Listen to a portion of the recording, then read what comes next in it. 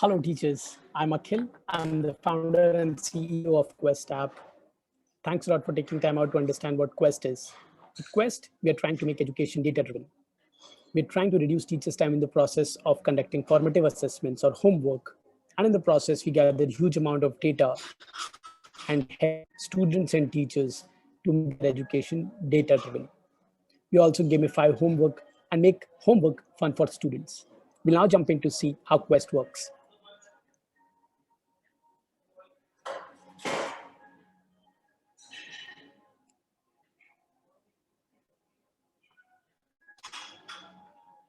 Quest team is an extremely experienced edtech team. We have been working in edtech for last 10 to 15 years, and we understand the nuances of what really goes in the process of assessments. We'll start by the process of creating groups. So classes are called groups on Quest app, and teachers simply have to click on the on new group and write the name of the group that they want to create. Let's say they want to create 7th A maths as a group. They'll save it. The group is created. They will share the link with the respective class. And students are going to click on this link to become a part of the group that teacher has created. Now this simple feature, this feature which is very, very simple to use, adds a lot of value. Teachers can create the kind of groups that they want. They can create a group of top 20 students, bottom 20 students, merge two classes, 7th A, 7th B, create a group for NTSC preparation, create a group of students who are failing to perform from all sections, just with a tap of two buttons. You simply have to click on plus new group, write the name of the group, and invite students. It's as simple as creating a WhatsApp group. Now, once these groups are created, teachers are going to come on the home section of the screen, and they will see all the classes that they teach, right? And they simply have to click on the chapter that they are teaching right now. Let's say I'm an 8th history teacher and I'm teaching the making of national movement. I'm going to click on this chapter. And when I click on this chapter, I find all the concepts of this chapter listed here. I simply have to click on the concept that I have taught today. And I will see the list of questions here. And I can click on assign, select the end date or the due date of this homework, select the class to which I want to assign this homework to, and the homework is assigned. It's going to take me less than 10 seconds to assign a homework.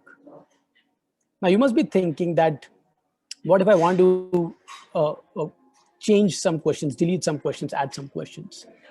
So as we said, we are a team of very experienced at tech, we are a very experienced at tech team. You can come here and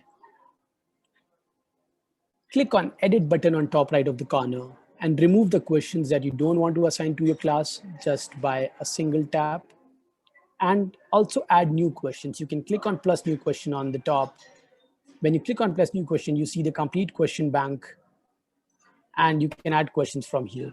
But let's say you still did not find the question that you want to give to your class. One edge case that you taught in the class, you did not see that. You can create your own questions as well. I'll click on create new questions and I can create a multiple choice question with single correct, multiple choice question with multiple correct, true, false, one word, and subjective type questions, right? So Quest is one of the very few apps in the world which enables you to evaluate both objective and subjective questions together. So you can write a question and assign it to your students. Also, an important thing, you see the option called add image. So if you want to add, let's say, a diagram, a graph, or a mathematical equation, or benzene ring, or anything which you cannot type on the keyboard, you can simply click on add image and upload the image of that particular thing and embed in your question. Right? So this is how we saw that while you can assign the homework in less than 10 seconds, you have the complete control on what really goes out to your students. We'll now see very quickly that what happens when the homework is assigned. When you click on this, I'll reopen the question. I'll talk about this feature.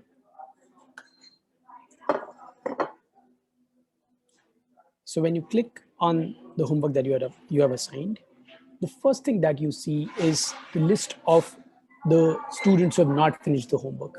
Now, as a teacher, that's the first thing that you want to understand. How many students have not completed the homework? You can see the list of students who have completed, list of students who have not completed, and also send a reminder to students who have not completed. Now you can swipe left, and here you would see list of all the questions. You see all objective questions are automatically checked. So around 80% of the questions are objective, which are automatically checked. And you can click subjective question by clicking on start checking and simply marking it correct or not correct. You can also click on pen button to annotate on top of the screen. And you can also type your feedback, right? You can write, let's say, practice application questions and give that feedback to the students and simply save. This is how you can, and let's say I just want to mark it correct and save. Subjective questions are evaluated. Now, if I want to see individual students perform, and I'm going to click on students, and I can see the list of students here and see how many questions they've done correctly and how many incorrectly. And I can click on particular student to see their performance, right? So it's as extensive as it can get.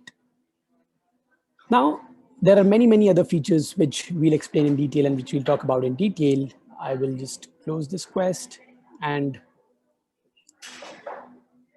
as you're saying, we are making education data driven. You can click on this Questt and you can swipe again left to see concept level performance of the class, right? This is a brief introduction of what Questt has to offer to teachers. I will log out and just show you how we have gamified homework for the students.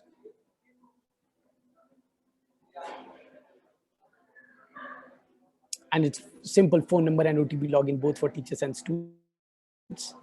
So no hassle of creating IDs, remembering password. So one very important thing, I'll just show you how the gamification works. So homework has been converted into a spaced theme game where every student is chasing the planet of mastery. I'll begin playing the homework. 3, 2, 1, and it starts. When I answer the question, after every question, students see a leaderboard and they see themselves going up and down in that leaderboard. This is really exciting for students. We see students love playing these homeworks, right? So this is how they keep competing with their peers in real time, and they're excited about completing the homework. I'll just stop this here for now. Also, a student can simply come on his or her profile at any point in time, see their performance in different subjects. Over the period of time, after 3 months, 4 months, they can come and see how they have performed.